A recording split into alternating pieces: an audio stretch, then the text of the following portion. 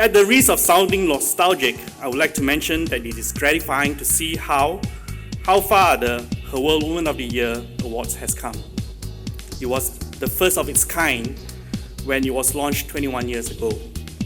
We wanted to honor women for their outstanding achievements and for being a source of inspiration to fellow Singaporeans. To Americans, Woman of the Year is a big deal. And well, it should be. The award recognizes women, in my case, in Singapore. It is recognition for the individual who has reached the top of her chosen field and can be a role model or inspiration to others following her. The winner would have combined several roles in her life. The professional role, wife, mother, and if you're not married, it's okay. Add on daughter, sister, and aunt. It is not an easy task. Tonight, we have selected great role models. The Women of the Year and the Young Woman Achiever. May they inspire you to land on the moon. Thank you. I was so impressed by what Professor Chan said just now about women and how we have choices. I cannot agree with her more. Especially in Asia, women have choices because we're not embarrassed about what you call the extended family and helping us. We also have what you call helpers in the house to do some of the work, the heavy lifting while we go and earn a living. I've said this before. I hope nobody attacks me. But Asian men, poor things, don't have a choice.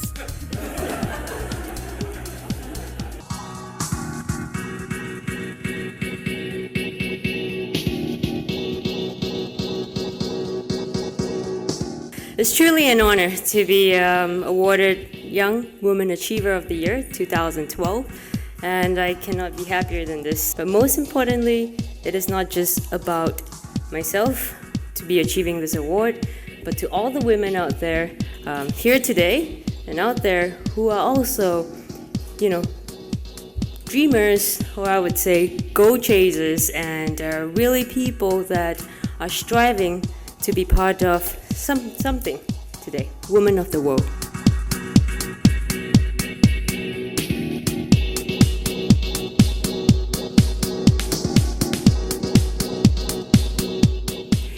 Professor Chan said, can a woman have it all? And, I'd like to answer that with a resounding, yes, she can. But she needs to have some stars aligned in her life.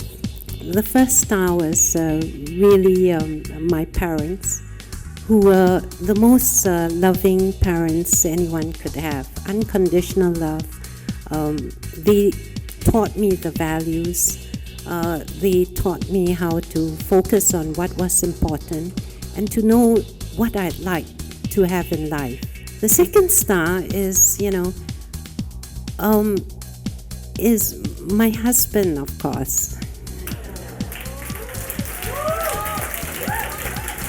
Women out there, find that wonderful, supportive husband, because that's really the second star you need in place to have it all. So may I say thank you to my husband.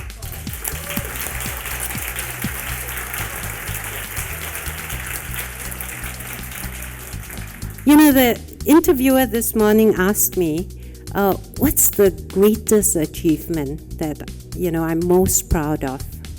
And without hesitation, I said, my 4 children. Because, to me, it's just amazing that, they're nodding their heads. Yeah, we are your greatest achievement. But indeed, each one has brought a special and unique dimension to my life and has certainly blessed our family life. So that's the third star that is aligned when you have it all. The fourth one It's really colleagues and friends, and a number of them are here with me celebrating today. And I just want to say, I am so fortunate to work with such wonderful people, work with people who are committed, who are passionate about the cause, just as I am and even more. The fifth star is really bosses. So get a good boss. And I'm so happy to have here in this dinner two bosses whom I absolutely admire. I want to say thank you for the advice, the pearls of wisdom, the support over the years.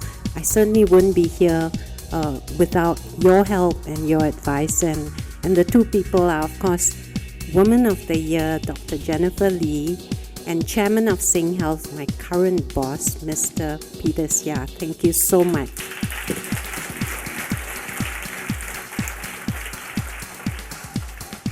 So, all these different aspects of my life, truly the stars have been aligned, and I believe I don't almost have it all. I really do have it all. There's nothing that I yearn for, nor do I feel there are any gaps in my life.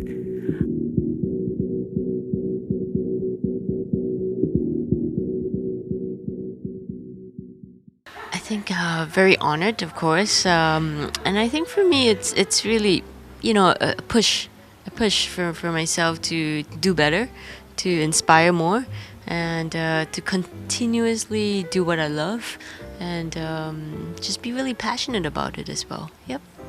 I love to cook. That was my first love, to put things on the plate for people, to remind yourself why you're doing it as well. And I think for me, it's also luck. I'm lucky enough to find that passion at such a young age, and to execute that, and to be able to grow with it. So also depends on luck. I mean, some people still haven't found that passion. You hear a lot of that when you give talks to people and they go, "Oh, I haven't found my passion yet." But then, it comes with time. So be patient as well. Everything comes in good time. And sometimes when you don't look for it, it comes to you.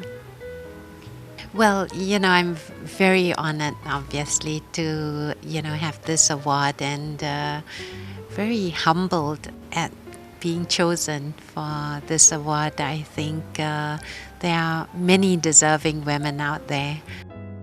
I would say I do have a tenacity to see through difficult times as well. So, you can be visionary about what you want to do, but the bigger the dream, the more likely there are that there will be difficulties and obstacles, and many of these unanticipated. So you need a tenacity, a determination to push forward. You need to be clear about what your strengths are and what your giftings are, and then find the work that you enjoy doing and which gives you fulfillment, and then be very clear about the priorities, what you want, out of your work, out of your life, and then the decisions that you make, moment by moment, day by day, become very much clearer.